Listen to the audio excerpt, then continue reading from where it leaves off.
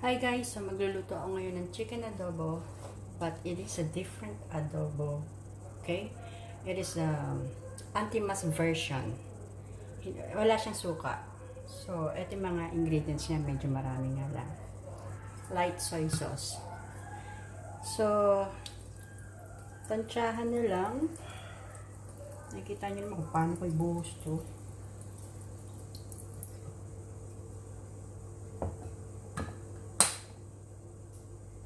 Then, dark soy sauce para magkulay.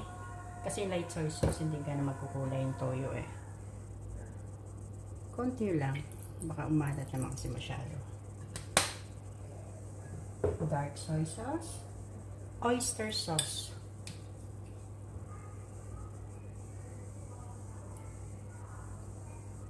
Oops. Tansyahan lang din ha. Ketchup.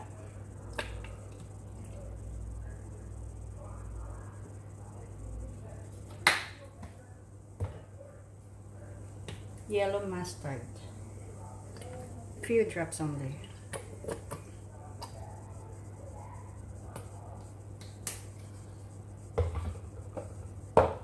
Then onion powder. Siguro mga 1 teaspoon.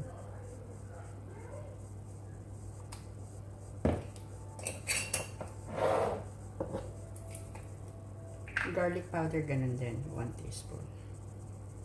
Pwede naman yung fresh garlic, pero okay na to. Hindi na ako mag-grate pa ng garlic. So, I just use the garlic powder. And then, maybe half teaspoon of chicken powder. And then, we need to add a brown sugar para medyo matamis siya, bahagya.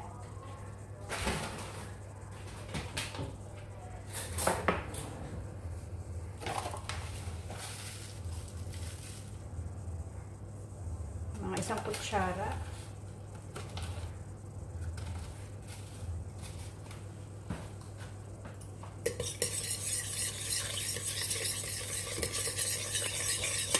Napansin nyo, wala akong nilagay na suka. Ito ang version anti-mas. At paborito ng bunso. Bunso kong alaga. Masarap naman siya, be. Mapaparami ang kanin mo rito.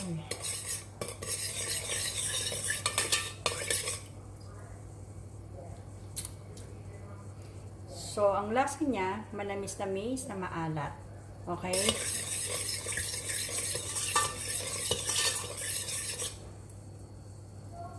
Wag naman super alat. Dapat nasa tansya nyo lang rin. Okay, nakita nyo naman kung gaano ko lang karami. Siguro yung buhos ko na yun ng toyo, wala pa siya sa 1/4 cup. Depende rin kasi sa dami ng lulutuin yung manok eh, or chicken wings.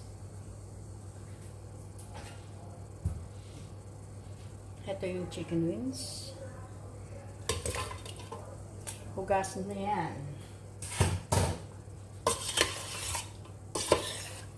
So, marinate lang. Mga ilang minuto. Much better if you marinate this for 30 minutes para ma-absorb ng manok. Oh, I forgot the bay leaves. Sinasama ko na rin yung bay leaves. 2 pieces.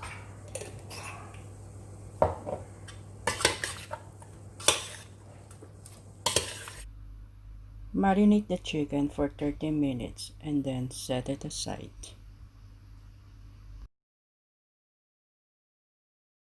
After 30 minutes, lulutuin na natin siya. Pero wag nyo muna lalagyan ng tubig. Hayaan nyo muna medyo kumulo yung sauce. And then, para mas dumikit siya doon sa chicken. So, mamaya na natin siya lalagyan ng tubig. Haluin nyo lang ito ng haluin. Then, later on, ilalagay natin ng yung ilalagay na natin yung tubig. Hello, Izzy. What are you doing? Something.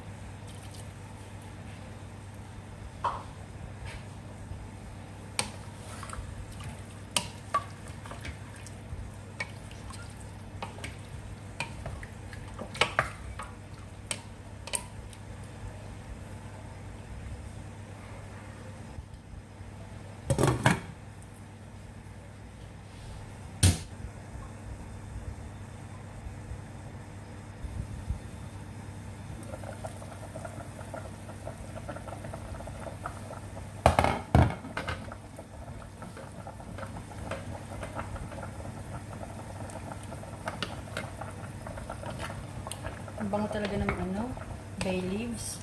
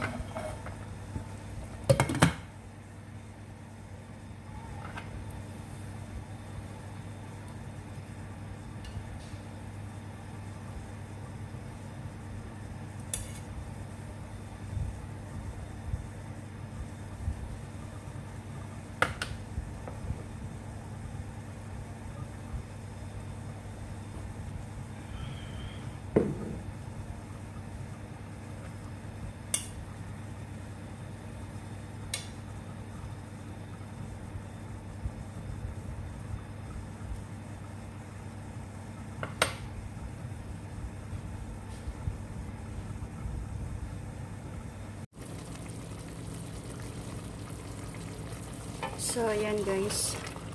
Na-reduce na yung ating sauce or yung tubig na nilagay. Ayan.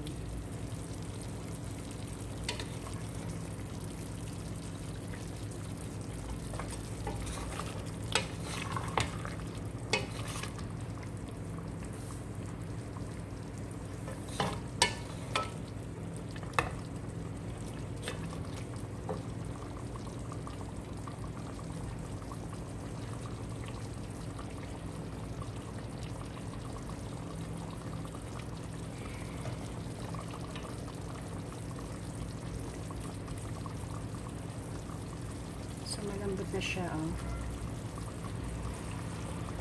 See? Very tender.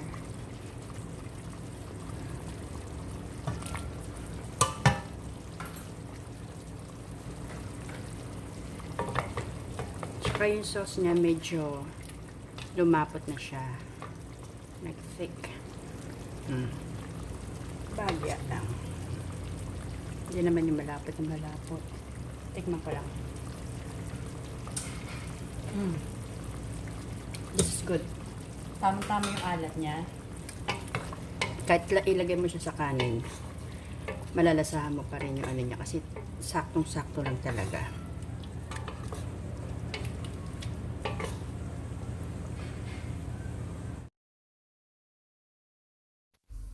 Heto na po, ang new version ng chicken adobo. Sana po itry nyo ito dahil talagang masarap siya at magugustuhan ng mga anak ninyo at ng buong pamilya.